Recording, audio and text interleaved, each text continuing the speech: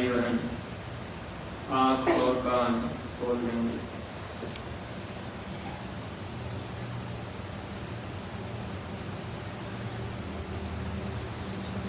जय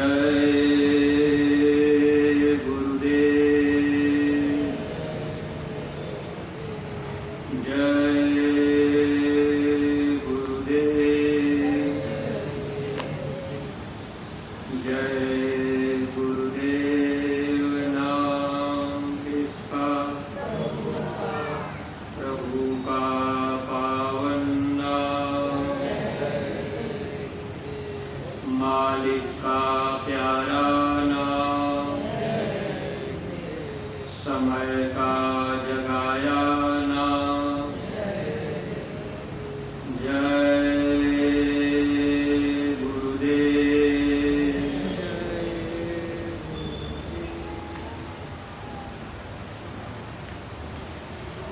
शब्द रूप में विराजमान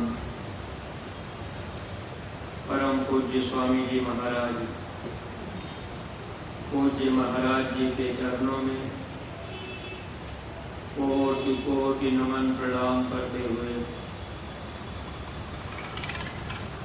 संस्था के सभी वरिष्ठ पदाधिकारी सदस्यगण, सभी जिम्मेदार सेवादार प्रेमियों को सादर जय गुरुदेव। परमार्थी प्रेमी भाई बहनों, जब इस मृत्युलोक में हम सब जीवों को कर्म के जाल में काल भगवान ने फंसा दिया, हम सब जीव नरक और 84 में रोते चिल्लाते चीखते रहे। नरकों में जीवों को काटा जाता, सड़ाया जाता, जलाया जाता। उस पीड़ा को लिखने में महात्माओं की कलम रुक गई। महात्माओं ने इशारे में बयान किया। इस मानव तन को पाने के बाद जो भी अच्छे बुरे कर्म हम सब लोग अपने जीवन में करते हैं, उस कर्म की सजा नरक और 84 में दी जाती है। जैसे यहाँ पर 4 जेल बनाया गया, थाने का हौलात, डिस्ट्रिक्ट जेल, सेंट्रल जेल और स्टेट जेल, 4 जेल यहाँ बनाया गया। अगर कोई आदमी बुरा कर्म कर दिया, पुलिस आती है, डंडे मारकर मारते पीटते ले जाती, ले जाकर के थाने में बंद कर देती। अब अगर उससे ज़्यादा अपराध हम लोगों ने किया, ऐसे अपराधी को जिला जेल में बंद किया जाता। कहीं उससे भी भारी अपराध है तो उस अपराधी को सेंट्रल जेल में डाला जाता। अगर बहुत बड़ा पाप कर्म अपराध किया है तो ऐसे व्यक्ति को स्टेट जेल में बंद किया जाता। 4 जेल कुदरत ने यहाँ, 4 जेल यहाँ हम लोगों के सजा के लिए, यानी इस शरीर से जो भी हम आप कर्म करते, अब उस कर्म की सजा यहाँ जेलों में दी जाती है। ऐसे ही इस शरीर से जब जीवात्मा को निकाला जाता, जीवात्मा को भी सजा देने के लिए 4 जेल कुदरत ने बनाया। अस्थावर, उस्मज, अंडज और पिंडज। पहला जेल है अस्थावर खान। जितने भी पेड़ पौधे, साग सब्जी, फल फूल हैं, ये सब अस्थावर में आते हैं। 30 लाख प्रकार की योनियाँ होती हैं। अब यही जीवात्मा आज हम आप मानव जीवन में है। अब वहाँ पेड़ पौधे बन करके हम लोग वहाँ दर दर के ठोकर खाते रहेंगे। अगर मनुष्य शरीर का असली काम नहीं किए तो, महात्मा नहीं मिले तो ये जीवन में फिर जीव को सजा नरक और 84 में दी जाएगी। पेड़ पौधे से जब जीव को निकाला जाता है तो इस जीवात्मा को कुसुमच खान में, यानी दूसरा जेल है जिसमें कीड़े मकोड़े, बैक्टीरिया, वायरस, भेल, खटमल इसी जीवात्मा को बनना पड़ता है। 27 लाख प्रकार की योनियां होती हैं। वहाँ से जन्मते मरते जब फिर निकाला जाएगा तो तीसरे जेल में जीव को बंद किया जाता है। तीसरा जेल है अंडज का। अंडे से पैदा होने वाले जितने भी जीव हैं सब अंडज खान में आते हैं। उसमें पक्षी है, मछली है, सर्प है, बिच्छू है। अब वहाँ 23 लाख प्रकार की योनियां होती हैं। यही जीवात्मा वहाँ अंडजी जीवों में जन्मेगी, मरेगी। वहाँ से निकलने के बाद चौथे जेल में डाला जाता है। चौथा जेल पिंडज खान। नार केड़ी से पैदा होने वाले जितने भी जीव हैं सब पिंडज खान में आते हैं। अब यही जीवात्मा 4 लाख बार कुत्ता, सुअर, बिल्ली, घोड़ा, गधा बनती है।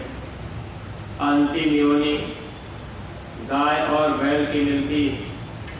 गाय और बैल के मरने के बाद फिर ये मानव जन्म का मौका मिलता है, और वो भी मनुष्य शरीर। सीधे हमको आपको आसमान से गिराया नहीं जाता, बल्कि माँ के गर्भ में 9 महीने लटकाया जाता है। वहाँ भी तकलीफ, पीड़ा सहनी पड़ती है। इसके बाद हम आप जब माँ के गर्भ के बाहर आते हैं, वो भी प्रभु से वादा करके कि हम दिन रात भजन करेंगे। लेकिन यहाँ हम आप मानव जीवन जब पा लेते हैं तो जो भी वादा हम आप उस प्रभु से किए उसको भूल जाते हैं। मोह, ममता, अज्ञानता में अपना समय ऐसे ही बिता देते हैं। महात्मा हम जीवों को याद दिलाने के लिए आते हैं कि हे इंसान, आपने माँ के गर्भ में प्रभु से वादा किया है कि हम भजन करेंगे, भक्ति करेंगे, दुनिया का कोई काम नहीं करेंगे। लेकिन यहाँ हम आप आकर के दुनिया में ही फंस जाते हैं। अब महात्मा जब मिलते हैं तो हम जीवों को समझाते हैं कि आपको ये मानव जन्म मिल गया, आप इस शरीर से भजन कर लीजिए, वरना जब इस शरीर का समय पूरा होगा तो जीवात्मा को नरक और 84 में सजा दी जाएगी। वहाँ नरकों में काटा जाता, जलाया जाता, सड़ाया जाता, इतनी अपार पीड़ा वहाँ दी जाती है। अब हम आप उस पर कभी विचार नहीं कर पाते, क्योंकि मन के तरंगों में बहकर हम आप इसी दुनिया में कोई न कोई अच्छा बुरा कर्म करते रहते हैं। अगर इस मानव जीवन को पाकर कोई इंसान पर स्त्री को बुरी निगाह से देख लेता है, ऐसी जीवात्माओं को जमदूत जब ले जाते हैं उनकी आंखें फोड़ देते हैं। जैसे लाल मिर्चे का पाउडर होता है उस तरह का पदार्थ आंखों में डाल देते हैं। जीव हाय हाय करके चिल्लाता रहता है। कोई भी इंसान अगर पराई स्त्री के साथ बुरा कर्म करता है, ऐसे जीवों को नरक में लोहे के मोटे मोटे खंभे जो आग से धधकते रहते हैं उसमें जीव को चिपका दिया जाता है। अब लाखों वर्षों तक जीव हाय हाय करके चिल्लाता है। वहाँ कोई सुनवाई नहीं होती, कोई मदद नहीं करता। इस तरह से काल भगवान ने ऐसा नियम बना दिया कि कोई भी जीव यहाँ से जाने ना पावे। अगर इस मानव जीवन को पाकर कोई आदमी ये सोचने लगा कि भाई हम तो खाते पीते सोते मौज मस्ती लेते, अपना पूरा का पूरा समय बिता देंगे, हम महात्मा के पास क्यों जाएं, उनकी बात क्यों माने। बाबा जय गुरुदेव जी महाराज लोगों को शाकाहारी सदाचारी बनाने के लिए अथक परिश्रम गुरु महाराज ने क्यों किया, ताकि इन जीवों को नरक और 84 में न जाना पड़े। अब नरकों में जो पीड़ा दी जाती है हम आप उस पर कभी विचार नहीं करते। स्वामी जी महाराज एक बार नरकों का बयान करते हुए कह रहे थे, एक बार गुरु महाराज कलकत्ता में गए तो कलकत्ता के लोग मांस ज़्यादा खाते। अब तो धीरे धीरे पूरे भारत में मांस का प्रचार हो गया। अब तो कोई कोई गांव में कोई कोई आदमी बचा होगा किसी किसी परिवार में लोग शाकाहारी सदाचारी होंगे, नहीं तो ज़्यादातर लोग मांस मछली अंडा शराब खाने पीने में अपनी शान शौकत समझते हैं। लेकिन इसकी सज़ा हम जीवों को कैसे दी जाती है, इस पर कभी हम लोगों का ध्यान नहीं जाता। महात्मा जीवन में अगर मिल जाए, सत्संग मिले, तो थोड़ा बहुत वचन याद रहे, तब जीव कहीं बचने का प्रयास करता है। और वो भी महापुरुष अगर बचा ले, दया कर दे, तब तो हम जीवों का छुटकारा हो जाए। स्वामी जी महाराज जब कलकत्ता में गए, गुरु महाराज ने अपनी आंखों से देखा, कलकत्ता के लोग बड़े बड़े लोहे के कड़ाहे रखते हैं, उसमें आदमी के डूबने भर पानी भर देते हैं, नीचे आग लगा देते हैं।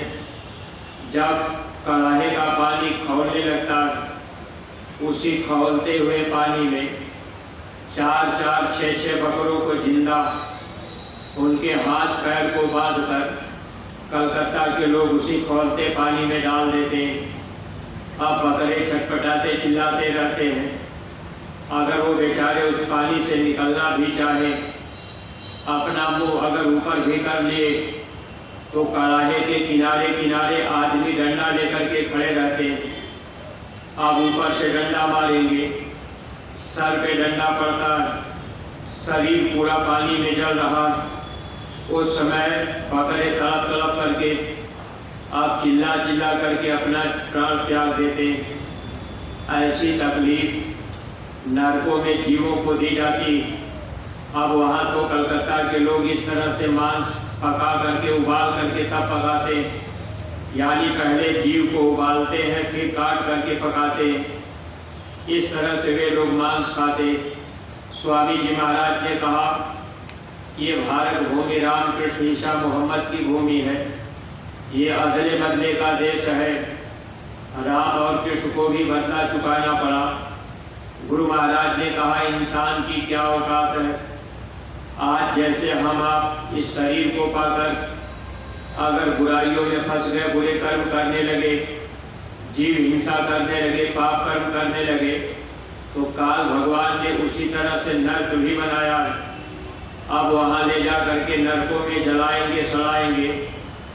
अगर हम आप चीखेंगे, चिल्लाएंगे, जीव अगर निकलना भी चाहेगा, तो ऐसे कुएं जैसे नरक। आप जीव सीधे अगर ऊपर चढ़ करके प्रयास भी किया कि हम किसी तरह से निकल चले, तो नरकों के किनारे किनारे आप जमदूत खड़े रहते हैं। उनके पैरों में कटीले तार की जूतियां होती हैं। अब वो लात मारते हैं, जीव फिर खाई में गिरता है। उस समय जीव को असहनीय पीड़ा होती है।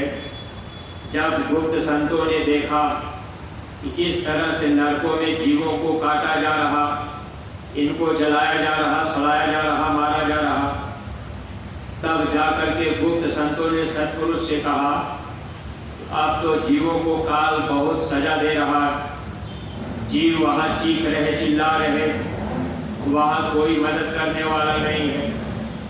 तो सत्पुरुष ने प्रकट रूप में संतों को भेजा।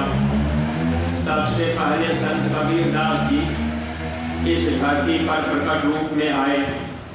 जब कबीर साहब इस धरती पर आए, तो उन्होंने मांस मछली अंडा शराब खाने पीने के लिए लोगों को मना किया। उन्होंने समझाने का भी प्रयास किया। जैसे अपने गुरु महाराज इस धरती पर लगभग 60 साल से अधिक समय तक लोगों को समझाते बताते रहे, ऐसे ही कबीर साहब भी लोगों को समझाने का प्रयास किए। अब उन्होंने इतना साफ शब्दों में लिख दिया था, तिल भर मच्छी खाई के कोटि गौ दे दान, काशी करवट ले मरे निश्चय नर्क निदान।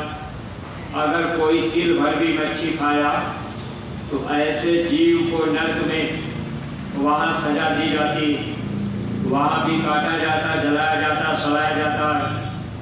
महात्माओं ने इतना साफ शब्दों में लिखा। कबीर साहब इस बात का जिक्र किए, जिसके घर परिवार में अगर बच्चा भी खाने पीने लगा, मान लीजिए माता पिता शाकाहारी सदाचारी हैं, अगर बच्चा खा पी रहा है तो कबीर साहब इस बात का जिक्र कर रहे, जो मांस मछलियाँ खाता है सूरा पान ते हेत ते नर नर के जाएंगे, माता पिता समेत। यानी माता पिता को भी कर्म दोष लगता है। जब कबीर साहब इस धरती पर आए, धर्मदास जी उनके शिष्य थे। धर्मदास जी का बड़ा बेटा कबीर साहब को मानता नहीं था, यानी देवी देवताओं की पूजा पाठ तो करता था, लेकिन संत मत के रास्ते पर चलने का प्रयास नहीं किया। धर्मदास जी बहुत प्रयास किए। कबीर साहब धर्मदास जी के घर गए। धर्मदास जी अपने बड़े बेटे को अब पकड़ करके सामने ले आए कि किसी तरह से ये भी मान जाए, ये भी भजन करने लगे। लेकिन प्रेमी भाई बहनों, देखिए किसी किसी घर परिवार में, वैसे लगभग हर घर परिवार में काल भगवान अपने जीवों को रखते हैं। अगर एक बच्चा शाकाहारी सदाचारी भजन करने लगा तो दूसरा बच्चा मानने के लिए तैयार नहीं। इस तरह से घर परिवार में ऐसे लोग किसी न किसी घर परिवार में कोई न कोई मिल ही जाता है, जो संतों का विरोध करते, महात्माओं की बात नहीं मानते। ऐसे विरोध करने वाले लोगों को तकलीफ नरकों 84 में दी जाती। कबीर साहब भी प्रयास किए, लेकिन धर्मदास जी का जो बड़ा बेटा था कबीर साहब को गाली देता, बुरा भला कहता था। कभी दर्शन करने के लिए भी पास में नहीं जाता था। अब उस समय कबीर साहब से धर्मदास जी कबीर साहब से बार बार कहते थे कि हुजूर आप दया कर दीजिए, हमारा ये भी बच्चा सुधर जाए। लेकिन प्रेमी भाई बहनों, महात्मा अगर जीवों को समझाने का प्रयास करते हैं तो सब के सब जीव नहीं समझ पाते। कौन से जीव नहीं समझते हैं? जो मूर्ख प्राणी होते हैं, ऐसे जीव जल्दी समझ नहीं पाते। आखिरकार धर्मदास जी उपाय पूछे, कहने लगे हुजूर हमारा बड़ा बेटा आपकी बात नहीं मानता है। हालांकि वो अब वैसे पूजा पाठ, मंदिरों में मूर्तियों की पूजा पाठ वो तो कुछ न कुछ करता था, आस्था तो थी, लेकिन संत मत यानी सदगुरु को नहीं मानता था।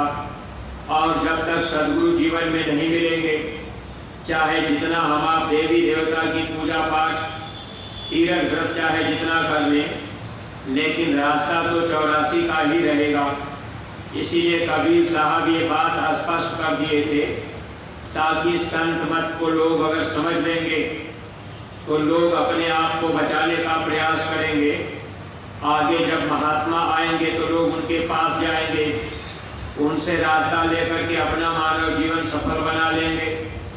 कबीर साहब इस बात का इशारा किए, लेकिन देखिए कबीर साहब की बातों को भी लोग नजरअंदाज कर दिए।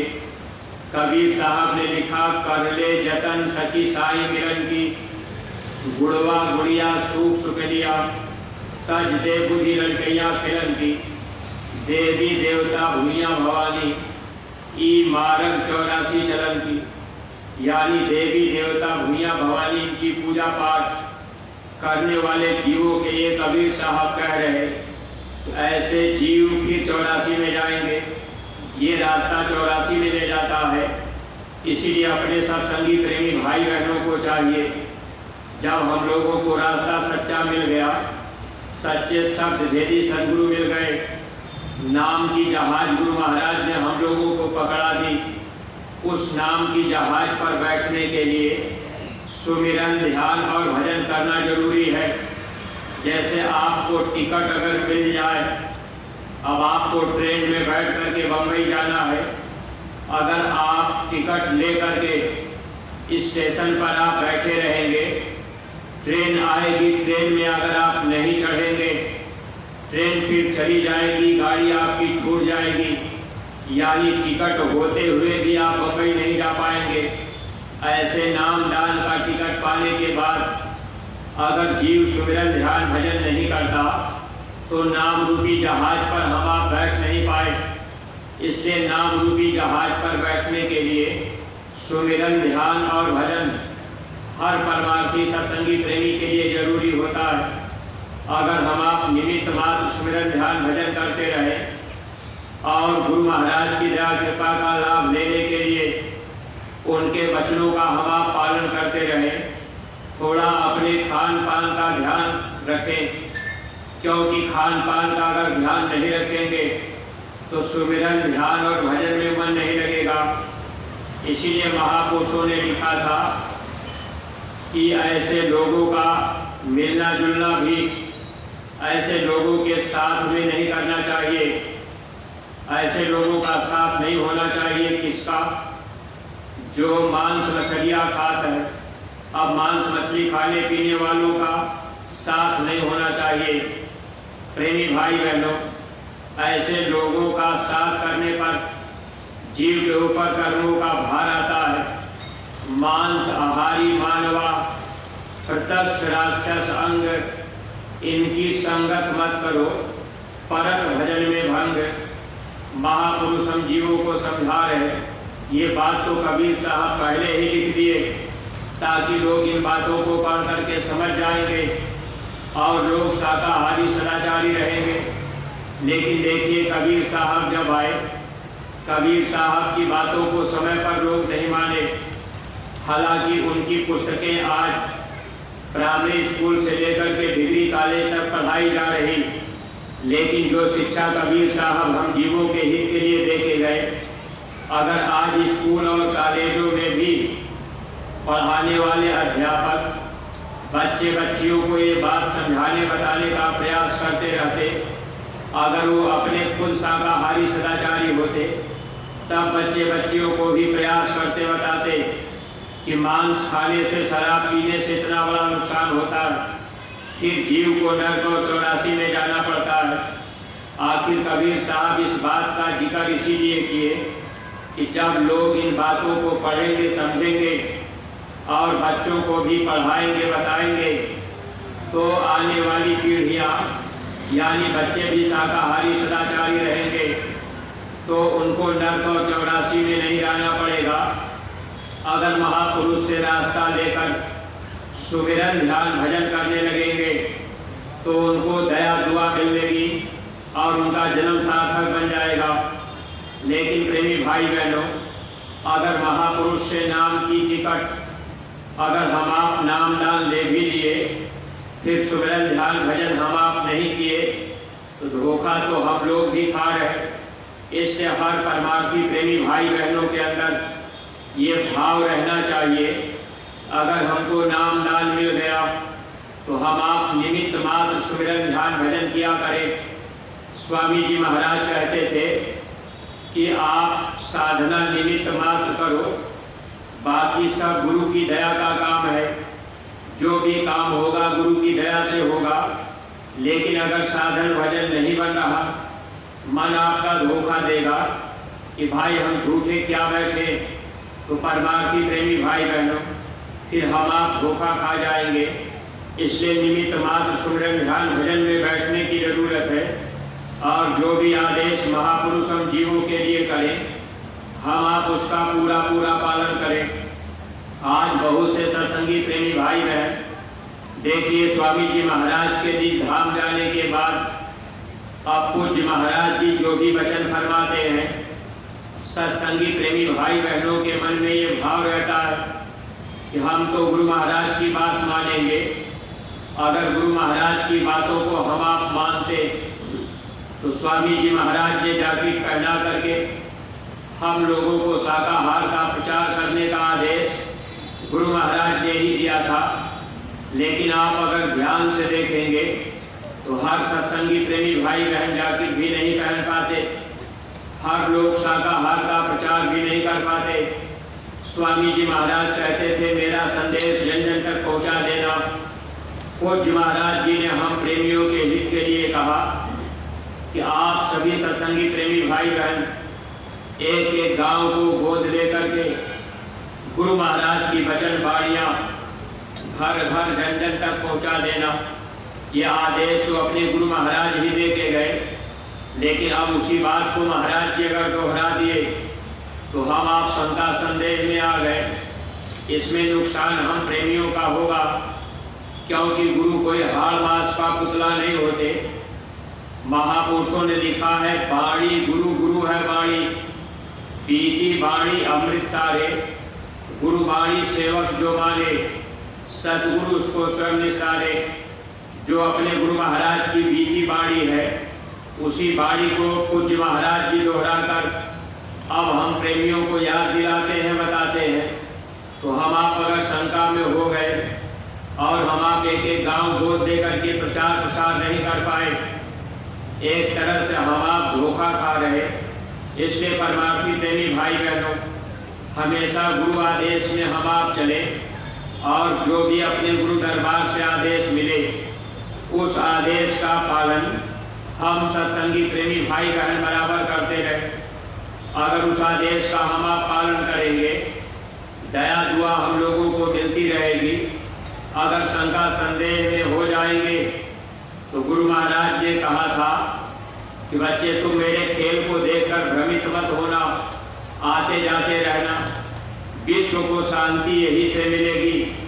अगर हम आप शांति सुकून चाहते हैं तो दरबार में मथुरा में बराबर हम आप आना जाना करते रहेंगे, थोड़ी बहुत हम आप सेवा करते रहेंगे तो हम लोगों को परमार्थी लाभ मिलता रहेगा। और जो अपने गुरु दरबार से आदेश हो जाए उसका पूरा पूरा पालन हम आप करते रहें। लेकिन सत्संगी प्रेमी भाई बहनों, अगर इस मथुरा को छोड़कर कोई दूसरा मथुरा बनावे और कहे कि अब वो मथुरा हमारा नहीं, अब ये नया मथुरा हम बनाएंगे, तो स्वामी जी महाराज ने कहा था आगे बहुत से बाबा जय गुरुदेव बनेंगे, लोग नकल करेंगे, प्रेमियों को भ्रमित कर देंगे। आगाह कर देना मेरा काम है। इसलिए परमार्थी प्रेमी भाई बहन, विश्व को शांति यही से मिलेगी। स्वामी जी महाराज के वचन कभी झूठे नहीं होंगे, संत वचन पलटे नहीं, पलट जाग ब्रह्मांड। इसलिए अपना निशाना सीधे अपने गुरु दरबार और जो भी आदेश गुरु महाराज दिए उसका हम आप पूरा पूरा पालन करते चले, ताकि दया दुआ के पात्र हम आप बने रहे, लोक और परलोक हम लोगों का बन जाए। यही मालिक से हम आप बराबर प्रार्थना करते रहे। इन्हीं शब्दों के साथ में हम अपनी वाणी पर यही पर विराम ले रहे। कोई बात अगर अटपटी लग गई हो तो आप लोग अपना छोटा भाई समझकर क्षमा कीजिएगा। सब लोग प्रेम के साथ में मालिक के पावन नाम का उच्चारण करेंगे। जय गुरुदेव, जय गुरुदेव। नाम किसका? प्रभु का पावन नाम। बाबा जय गुरुदेव जी महाराज का कहना है, बाबा जय गुरुदेव जी महाराज की अर्जी है। पूज्य महाराज जी की प्रार्थना है, हाथ जोड़कर विनय हमारी, हाथ जोड़कर विनय हमारी। जय गुरुदेव।